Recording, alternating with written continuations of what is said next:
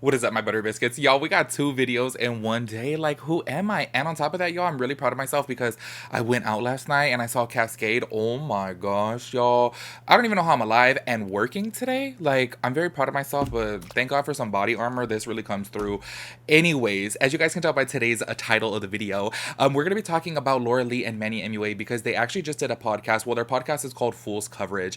And on this specific podcast, they were talking about their best and worst collaborations that they've done with other brands. And I was like really intrigued to talk about this because, as you guys know, obviously I worked with MAC for many years, like literally almost 8 years. And obviously I have a special place in my heart for that brand. But Laura Lee actually opened up about MAC Cosmetics and why she thought that was actually her worst collaboration that she had done. So I did want to talk about that, as well as Manny Mua opened up about his.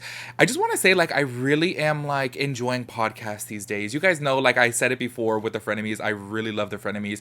And I feel like that was like the only podcast that I like watched the whole entire thing of and was like fully entertained. However, now that I'm getting into it more, I feel like I really like podcasts because people really open up, you know? I feel like on their channel, you kind of get like a different persona, but then on a podcast, you get the real person, you know what I'm saying? So I feel like it's really cool for like Laura Lee and Manny Mua to actually like open up and speak about these types of things. And I wish that more people would do this because I do feel like it is necessary for people to speak about it so that way the younger generation of like influencers and beauty gurus and all that stuff know what they're getting themselves into. You know what I'm saying? Because I feel like it's so easy for people to get taken advantage of. Y'all know, like, oh my gosh, the one that like really like bothered me was Too Faced with Nikki Tutorials. I feel like that was like the most messed up thing, but so many people see a big old company like Too Faced or MAC Cosmetics, and they're like, oh my gosh, I want to collab with them. But then really they end up taking advantage of the influencer, and it's just not fair, you know? So I like the fact that they're talking about this and that other people should talk about it as well too, because I do feel like it is necessary for people to learn. So anyways, within this video, we're going to be talking about MAC Cosmetics and the best and worst collaborations that Manny Mua and Laura Lee have done. So if you guys are interested in that, of course, go ahead and keep on watching. If y'all are new here, make sure you guys hit the subscribe button. Make sure you guys turn on your post notifications so that we'll get notified when I upload a new video, and make sure I'll give this video a big thumbs up. I would really appreciate that, and let's go ahead and get into it. All right, y'all, so the first part that I want to talk about is actually Manny Mua, because I feel like Laura Lee went into more detail, and on top of that too, I specifically wanted to talk about MAC because Manny Mua mentioned something about that when Laura Lee was talking about her worst collaboration, which was with MAC, which we'll get into detail, and I'll play a small clip of their podcast so that way you guys can see. But I did want to talk about Manny's worst collaborations. He had mentioned like working with Ofra was actually his most seamless one, and he really loved doing that collaboration. But then he was talking about the other brands that he did a collaboration with, and it was just like kind of a mess. It was a little bit more stressful, you know. And the brands that he talked about was Jeffree Star Cosmetics, because he was actually, well, him and Jeffree Star Cosmetics were actually getting sued for their logo. He didn't mention it within the podcast. He's like, I'm not going to mention the brand name, but it's Black Moon Cosmetics that he was talking about, just in case you guys have seen the podcast and were curious of what brand he was talking about. If you guys don't remember, Black Moon Cosmetics was actually saying Jeffree Star and Manny Mua were kind of like stealing their logo or like their design for their package that was going to be coming in. And I guess basically they did this, and Laura Lee was commenting about it as well too, that brands will sometimes do this to get the main brand to pay them out so that way they can launch. And it was a tricky situation specifically for the Manny Mua and Jeffree Star Cosmetics collaboration because they already had the products already made. Everything was like set and ready to go. They were closer to launch date, and that's when Black Moon Cosmetics actually put out this lawsuit to like sue them because they were saying, hey, you guys stole our logo, you guys stole our design. And obviously that really wasn't the case, but I do think, I don't feel like anybody went into detail with this. Maybe you guys know, maybe you guys can educate me because I wasn't even doing commentary videos at the time, but I do remember this. Also, I know it was on Google as well too. But I was really curious, do you guys remember if Jeffree Star Cosmetics ended up having to pay Black Moon Cosmetics any type of portion of their like revenue, or maybe they had to like pay them out to like use the likeliness, or maybe they had to pay them out just to like launch, you know what I'm saying? That really had me intrigued because I guess basically what the brand did was kind of like force them into getting money from Jeffree Star Cosmetics so that way they could launch. And I don't know, I thought that was kind of shady. I was like, oh, that's kind of messed up, you know what I'm saying? Because like on top of that, okay, correct me if I'm wrong, I could totally be wrong on this because like I said, I wasn't doing commentary. I really wasn't paying attention to too much drama that was going on in the beauty industry at the time. But correct me if I'm wrong. Isn't it basically just because Black Moon Cosmetics had like a crescent moon, right? I'm pretty sure that's what it is. And I feel like Lunar Beauty has that as well too. And then Manny Mua obviously really likes his moons, you know? And I'm just kind of like, isn't it difficult to like trademark that? You know what I'm saying? I feel like that's the reason why they sued them, Jeffree Star Cosmetics, but I really I don't really remember. You guys can educate me on that. But he also had mentioned about Makeup Geek that the site went down. Basically, he was saying like a lot of collaborations that he has done had a lot of issues, you know? And I feel like that is typical. Like it's going to happen, especially when, you know, during this time, like when he did his collaboration with Makeup Geek, like I feel like that was like one of the first brand and influencer collaborations out there that people were like super excited about. So the site is going to crash, of course. So he said that about Makeup Geek. Y'all remember back in the day? Oh my gosh, I feel like I haven't talked about Makeup Geek in forever. Y'all remember Makeup Geek back in the day was like the ish, like literally. I just always say, you know, like with Mac, I always say, oh, I have such a special place in my heart for Mac because that was like my first dream job, and like I just loved working there. And on top of that too, it was like my first ever makeup purchase was from Mac, so I have a special place for them in my heart. Makeup Geek as well too. They were actually the first brand to ever send me PR, and y'all, I was just so.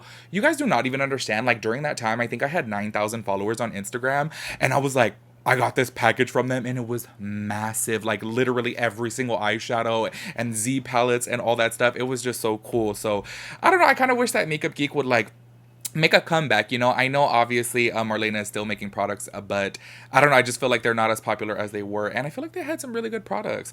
Anyways, he also mentioned Morphe too, because he said that he ended up pooling products from that collaboration. I guess he was supposed to have more products within his Morphe collaboration, but something happened. I don't think like he went in detail in the podcast and said like what exactly it was, but products ended up being pulled from that collaboration. So basically he had, you know, a little bit of issues with a whole bunch of brands.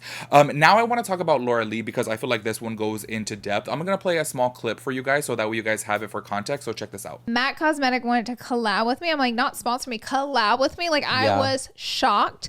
I found out it was a lipstick and then a bunch of other people were doing it. Still the same excitement. And then we went to Canada, made our lipsticks.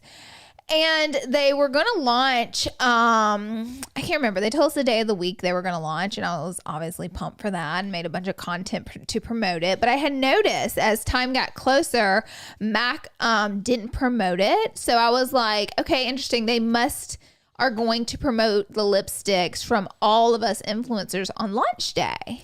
Right. Well, on launch day, the lipstick launched. I believe mine sold out on day one. It was super successful, but you know, MAC Cosmetics did not post one thing about the collab.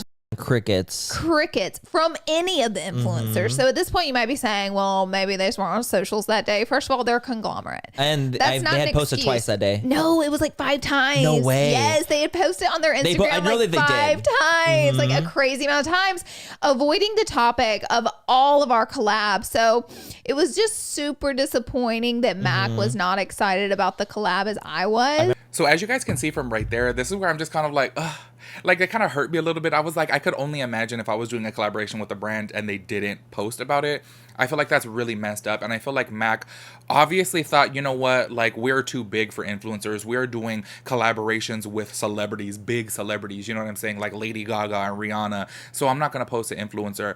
But that bothers me because I'm like, if you have this type of mentality, why are you going to even do the collaboration in the first place with the influencer? And one thing that I wanted to mention about this as well too, because you guys know, like, I've done like makeup talk videos before about MAC Cosmetics. While I was actually working there and Morphe was blowing up, I'm not kidding you, business went down at MAC. And a lot of people that, you know, like work for corporate and stuff like that for Estee Lauder were like, oh no, Morphe's not a threat, Morphe's not a threat. It 100% was. Like, we saw that in store firsthand. As soon as they opened up a Morphe store right next to MAC's. I don't know if you guys know this, but Morphe like really played it smart. Wherever there was a MAC, they tried to put a Morphe close by. It was just kind of like coming into their territory and kind of taking their clientele, you know what I'm saying? And business really went down because of Morphe, and Morphe got so popular because of collaborations with influencers, you know, like Jaclyn Hill, Manny Mua, Laura Lee, Jeffree Star, you know what I'm saying? And I feel like MAC was just like, no, we're too established and we don't need to do that. So our business was really dying down at MAC, y'all, and it was really hard. And this is why I said, I'm like, I will never work for MAC again, because it was so stressful to have to like meet your sales goals. But it's like, what can you do if there's no business coming in? Like, how are you going to meet your sales goal if there's no business coming in? Like, what do? You know? So it's very difficult. And that's why I was like, oh, I'm just never going to work there again. It just got so stressful at the end. But this is what I was going to mention. As soon as they did like that I think it was like 4, I believe it was 4 collections with Patrick Star, y'all, we started picking up business again. And honestly, I was so tripped out because I know Patrick Star was like really popular, but I didn't think that he was like that popular for us to have like a little line outside, at multiple locations. I was actually going around to different locations during this time. I was part of Impact Team during this. Impact Team. I was like, oh my gosh, I forgot the name of it. So I worked at different locations for different events and stuff like that, and there was like literally lines because of Patrick Star. And this is my thing, and I just really never understood it. And there was a lot of employees who were like the old timers, as we would call them, who had been working for Mac for a long period of time that were just like, oh, I can't believe the brand is working with influencers now. And I just never really saw like, why is that a problem? Like, what's wrong with that? I feel like a lot of people like influencers better because you have a little bit more of a personal connection with them rather than a celebrity, you get me? Like with the Lady Gaga collection or the Lady Gaga Viva Glam or Rihanna Viva Glam, like we didn't have lines out the door for that, you know what I'm saying? Because yes, everybody loves Lady Gaga, yes, everybody loves Rihanna, but you don't have that personal connection like you would with like Patrick Star, I feel like it's a little bit more of a personal connection rather than with a celebrity. Anyways, this is what really tripped me out about everything is why did Mac never do another collaboration with an influencer? Like, I just don't get it. That was so successful. His product sold out immediately. Everyone was like, oh my gosh, we need this setting powder. It was like people's favorite product. They loved his setting powder that they came out with. And I just don't understand why Mac didn't do any more influencer collaborations. To me, I just found it very weird. Like, that was super successful. And I know that firsthand from working at the events and working in store. I'm like, okay, why didn't they come out with more? You get me? So this is the thing right here. This actual lipstick that Laura Lee is talking about, they did a whole bunch of influencers back in the day. And they actually had a lot of influencers on board. And they didn't post about them, didn't talk about them. And I was just like, that's so messed up, Like, I don't know. I don't like that they did that because it does come across like, oh, you know what? We're going to let you do this lipstick, but we want you to sell it all. And basically, it was kind of their way of like making money off of the influencer, but not supporting them as well too. And obviously Mac being such a huge corporation and like has such a huge following, it's kind of like frustrating, that they wouldn't post about them because that obviously would have been really good for Laura Lee and Gabriel Zamora and all the other influencers who actually did a collaboration with them. And I just felt like it was really messed up. And there was one specific thing that I wanted to talk about too, about this, because Manny Mua actually said within the video, MAC Cosmetics was late to the game with Instagram. And this was the thing, while I was working at MAC, like I was growing my following on Instagram, and y'all, during this time I was freelancing and I was getting booked every single weekend. I was so booked with freelance for bridal or bachelorette parties, whatever, like graduations. I was booked, and it was all because of social media. So I would speak to my manager because obviously we were trying to get more business into the counter of like, hey, we should make an Instagram, we should do this, do that to obviously get people in. And so many people were against Instagram within Mac. They're like, no, Mac is like literally solidified within the beauty industry. We don't need an Instagram, which is so dumb. And they really were late to the game with social media. And I feel like that's why they are now behind the trend. And I don't know if you guys have ever paid attention to this, but years ago, Mac literally set the flow. Mac was the brand that everybody was following after. Mac was like, okay, we're setting the trend, we're doing this, we're coming out with this product, and then other brands would follow suit. Like, look at Morphe's whole aesthetic. Like, honestly, y'all, their whole entire aesthetic is from Mac. They literally looked at Mac as the blueprint, and they went based upon that. You know what I'm saying? I feel like Mac has now obviously fallen behind because of social media. And yes, obviously they have millions upon millions of followers on Instagram. However, back in the day, it really made a difference, and that's how Morphe got their big jump, is because of social media. Same thing with Anastasia Beverly Hills. Like, Anastasia Beverly Hills was a known brand, it was really popular, but then social media came into effect and it was like, bam, even bigger. And I just never really understood why Mac like was late to the game, and they were so like, no, like they were very like prideful about it, and I'm telling you, like the old timers at Mac were like, no, we don't need Instagram. Like, no, like Mac literally never paid for advertising. Like, you would never see them in a magazine, you would never see them on a commercial, you'd never see them like anywhere, you know what I'm saying? But now obviously they're kind of like falling behind now that they're being sold in Nordstrom's Rack, they're being sold at TJ Maxx, they're being sold everywhere. And on top of that too, a lot of their products are being discounted, which, if you guys know Mac, they never had done that before. So I don't know. I look at this situation with Laura Lee and I like really felt bad for her, because I'm like, oh my gosh, can you guys imagine being an influencer and like, I'm going to work with Mac, and then they literally don't even promote you. They don't even post you. Like, to me, that's so messed up. And I really wish, like, whoever is in charge at Mac, I wish they would, like, get it together and realize, like, influencers are now celebrities. Influencers are, you know, they have more of a personal connection with their following. So obviously they're going to sell a product more than a celebrity would. You get me? And I feel like Mac is just so behind. And I know that I've said this time and time again, but I'm just wondering, what are they waiting for to do another collaboration with another influencer? I don't get it. The one with Patrick Star was super successful. Any of my Mac people out there, you guys know, literally was sold out multiple places. I remember calling around counters around the area to see, like, hey, do you guys have this powder? Everyone was obsessed with the setting powder. And yeah, it's just kind of like, why wouldn't you do another one?